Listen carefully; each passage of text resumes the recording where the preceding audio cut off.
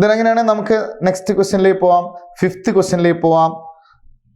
Yes, നമ്മൾ fifth question ഇതാണ് നമ്മൾ ഫിഫ്ത്ത് ക്വസ്റ്റ്യൻ.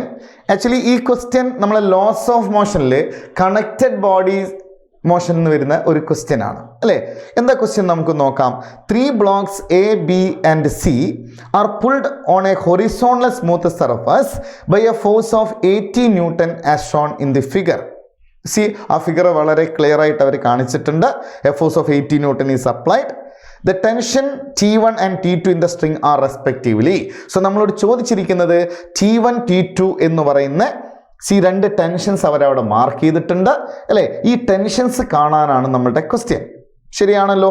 അങ്ങനെ നോക്കിയാൽ ഇവിടെ നമുക്കറിയാം ഈ സിസ്റ്റത്തിൽ നമ്മൾ പഠിച്ചെന്താ ആക്സിലറേഷൻ ഓഫ് ദ സിസ്റ്റം നമ്മൾ പഠിച്ചത് force applied divide by total mass ആണ് അല്ലേ. ഇവിടെ ഫോഴ്സ് അപ്ലൈഡ് 80 ആണ്, ടോട്ടൽ മാസ് 10 ആണ്.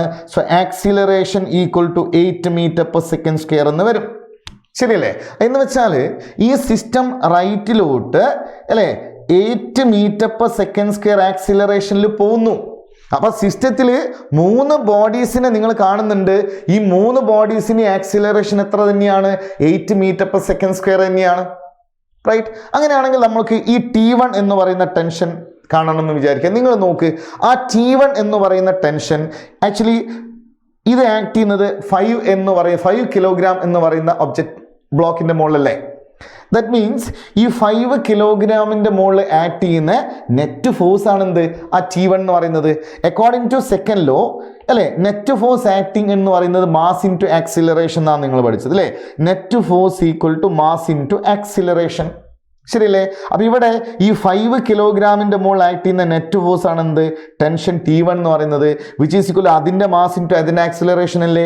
മാസ് 5 ആണ്, ആക്സിലറേഷൻ എല്ലാ ബോഡിൻ്റെതും 8 ആണ്. സോ 5 × 8 എത്ര വന്നു? 40 ന്യൂട്ടൺ എന്ന ടെൻഷൻ വന്നു അല്ലേ. അപ്പൊ T1 എന്ന് പറയുന്ന ടെൻഷൻ 40 ന്യൂട്ടൺ ആണ്. ആൻസർ ആയി. കാരണം T1 40 ന്യൂട്ടൺ വരുന്ന ഒരൊറ്റ ഓപ്ഷനേ ഉള്ളൂ. ശരിയല്ലേ. ഏതാണ്? ഓപ്ഷൻ 1 ആണ് നമ്മളുടെ ആൻസർ വരിക. ഇനി വേണമെങ്കിൽ T2 കാണണമെങ്കിൽ നിങ്ങൾ ആ സെക്കൻഡ് ബോഡി എടുത്ത് നോക്ക്. 3 കിലോഗ്രാം ബോഡി നമ്മൾ കൺസിഡർ ചെയ്താൽ ശരിയല്ലേ.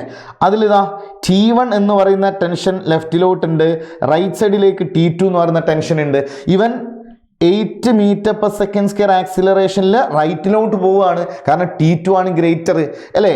അപ്പോൾ റൈറ്റിലോട്ട് പോകുന്നതുകൊണ്ട് T2 - T1 ആണ് ഈ നെറ്റ് ഫോഴ്സ് വരിക, equal to mass into acceleration എന്ന് വരും അല്ലേ. ആ T1ന്റെ വാല്യൂ നമുക്കറിയാം 40 ആണ്. So T2 - 40 equal to 24. അവിടെ നമുക്ക് T2 ഈക്വൽ ടു എന്ത് കിട്ടും? 64 എന്ന് കിട്ടും അല്ലേ. പക്ഷെ നമ്മളിവിടെ ആ സെക്കൻഡ് T2 കണ്ടുപിടിക്കേണ്ട ആവശ്യമൊന്നുമില്ല. ഫസ്റ്റ് T1 കാണലും നമുക്ക് നമ്മുടെ ആൻസറായി. ആൻസർ ഓപ്ഷൻ 1 ആണ്.